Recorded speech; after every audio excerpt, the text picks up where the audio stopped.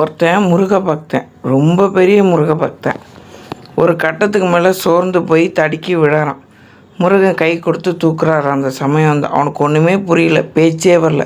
முருகனை பார்த்துட்டு, முருகா என்னை காப்பாற்ற வந்தியான்னு கண் கலங்கி நிற்கிறான்.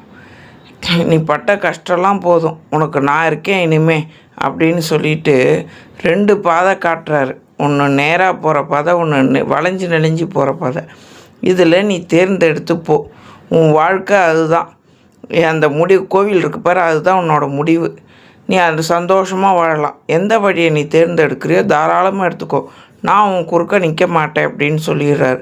இவன் நின்று நிதானமாக யோசிச்சுட்டு பொறுமையாக போய் அந்த நெளிஞ்சி போகிற பாதை இருக்குல்ல, அதை தான் எடுக்கிறான். முருகர் கேட்குறாரு, உனக்கு சுகவாசியாக சந்தோஷமாக இருக்கிறதுக்கு நான் கொடுத்துருக்கேன், ஏன் இந்த பாதையை எடுக்கிற, ஏன் இந்த பாதையை எடுக்கிற அப்படின்னு முருகன் கேட்குறாரு.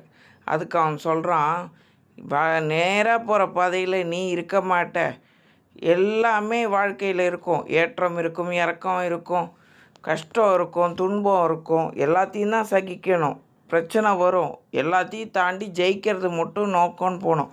ஆனால் வளைஞ்சி போகிற பாதையில் எல்லா இடத்துலையும் நீ என்னை தூக்கி விடுவேங்கிறது நம்பிக்கை இருக்குது, தைரியம் இருக்குது. நீ எனக்கு வேணும் முருகா, உன்னை வச்சு தான் எனக்கு எல்லாமே. அதனால் நான் இந்த பாதையை எடுக்கிறேன், எல்லா இடத்துலையும் நீ எனக்கு இருப்பேன்னு அவன் சொல்கிறான். இதுலேருந்து நம்ம என்ன கற்றுக்குறோம்? நம்ம எந்த இடத்துலையும் நம்ம துவண்டு விழறப்போ முருகன் நம்மளை கை தூக்கி விடுவான். அந்த நம்பிக்கையோடு ஜெயிச்சுக்கிட்டு வாங்க. வாழ்க்கையில் ஜெயிக்கணும். விழுந்துட்டேன்னு படுத்துக்கிட்டு இருக்கக்கூடாது. ஏந்திருங்க, முருகான்னு கத்தி ஏந்திருங்க. உங்களால் முடியும். ஏன் அப்படி என்ன, நம்மளால் முடியும், ஜெயிக்க முடியும். ஈஸியாக போய் பார்க்குற வேலை எல்லோரும் பார்ப்பாங்க. கஷ்டமாக இருக்கிற வேலை உன்னால் மட்டும்தான் முடியும். அதை என்னால் முடியும்யா, நான் ஜெயிப்பேயான்னு ஜெயிச்சுட்டு வாங்க.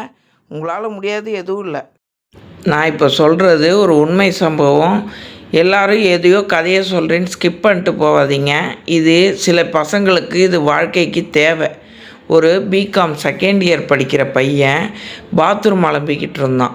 20 வயசு பையன்தான், சின்ன பையன். ரொம்ப எனக்கு கஷ்டமாக இருந்தது. என் ஃப்ரெண்டு வீட்டுக்கு எப்பயும் ஸ்லோகம் படிக்க போவேன். அப்போ இன்றைக்கி எல்லோரும் வரத்துக்கு முன்னாடி நான் கொஞ்சம் முன்னாடியே போயிட்டேன். அப்போ அங்கே அந்த பையன் பாத்ரூம் அலம்பிக்கிட்டு இருந்தான்.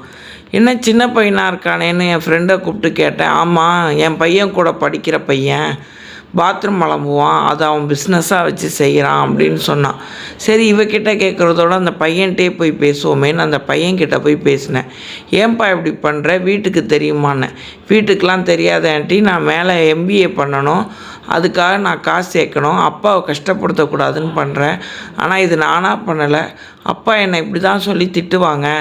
நீ ஆவரேஜாக மார்க் எடுக்கிற, உருப்பிட மாட்ட, தருதலையாக தான் போகிற, பாத்ரூம் அலம்ப தான் லாய்க்குன்னு சொல்லுவார்.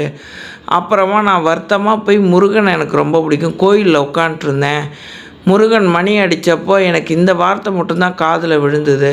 உடனே ஏன் இது தப்பான தொழில் இல்லையே, இதுவும் செய்யலாம், இதை செஞ்சு மேலே வரலாம் அப்படின்னு சொல்லிவிட்டு நான் என் ஃப்ரெண்ட்ஸ் வீட்டில் கேட்டேன். அப்படியே ஒருத்தராக சேர்த்தேன். இப்போ நான் நிறைய பேர் வீட்டுக்கு பாத்ரூம் அலம்புறேன். எனக்கு கீழே ஒரு 10 பேர் செய்கிறாங்க, என் ஃப்ரெண்ட்ஸே தான் செய்கிறாங்க. இது ஒரு பிஸ்னஸாக எடுத்து நாங்கள் பண்ணுறோம். 600 ஒரு பாத்ரூம் கொடுக்குறோம். நாங்கள் 400 கொடுங்க போதும்னு செய்கிறோம். இதை நாங்கள் ஒரு பிஸ்னஸாக எடுத்துகிட்டு இப்போ எங்களுக்கு நாங்களே சம்பாத்தியம் பண்ணி வச்சுருக்கோம். அப்பா திட்டினதை உனக்கு வலிக்கலையான்னு கேட்டேன். வலிச்சது தான், ஆனால் அதுக்காக அப்பா இல்லாமல் போயிட மாட்டாங்களே. அப்பா நாங்கள் நல்லா இருக்கணும்னு தானே திட்டுறாங்க. இதே அப்பா 10 வயசில் தூங்கிட்டு இருக்கிற என்னை தூக்கி உட்கார வச்சுக்கிட்டு ஆட்டோ ஓட்டி முடிச்சுட்டு வந்துட்டு பரோட்டா வாங்கிட்டு வந்துட்டு தூக்கத்திலே எனக்கு ஊட்டி விடுவார். அப்போ நல்லா இருந்த அப்பா இப்போ கசக்குமான்னு. இப்போ திட்டுறது கொஞ்சம் வலிக்க தான் செய்யும். ஏன் திட்டுறாங்கன்னா, அவங்கள மாதிரி நம்மளும் ஆட்டோ ஓட்டிடக்கூடாதுன்னு திட்டுறாங்க. அதனால் எனக்கு அது வலிக்கலை. அப்பா நம்ம நல்லா இருக்கணும்னு சொன்னாங்க. ஆனால் நான் அதை தப்பாக எடுத்துக்கல. அப்பாவை கஷ்டப்படுத்தாமல் நான் வேலைக்கு போய் சம்பாரித்து மேலே படிக்கணும்னு வேலை பார்க்குறேன். யாரையும் நம்பி நம்ம இருக்கக்கூடாது. நம்ம உழைப்பை போட்டு நம்ம முன்னுக்கு வரணும்னு செஞ்சுக்கிட்டு இருக்கேன். இது தப்பு இல்லை. அப்பா நல்லவங்களாக இருந்தாங்க, இப்போ கெட்டவங்களாயிட்டாங்களேன்னு நம்ம நினைக்கக்கூடாது. அப்பா எப்பயுமே நல்லவங்க தான். நம்ம நல்லா இருக்கணும்னு திட்டுவாங்க. நம்ம செல்லம் கொடுத்துட்டா கெட்டு போயிட போகிறோமோன்னு திட்டி அவங்க நம்மளை வழி நடத்துகிறாங்க. ஆனால் அப்பா என்றைக்குமே நல்லவங்க, நம்மளுக்காக உழைக்கிறவங்க. நம்ம அப்பாவுக்காக கொஞ்சம் மாடலாக உழைப்போமே, நான் உழைக்கிறேன். அப்பாவுக்கு நான் நினச்ச மாதிரியே படித்து பெரிய ஆளாக வருவேன். ஒரு பெரிய கம்பெனிலையும் போய் வேலை பார்ப்பேன். ஆனால் அதுக்காக இதையும் விட்டுற மாட்டேன், இதையும் பார்ப்பேன்னு அந்த பையன் சொன்னான். இப்போ உள்ள பசங்க இதை ஒரு உதாரணமாக எடுத்துக்கிட்டு வாழ்க்கையை வழி நடத்திக்கிட்டு சூப்பராக வரணும்.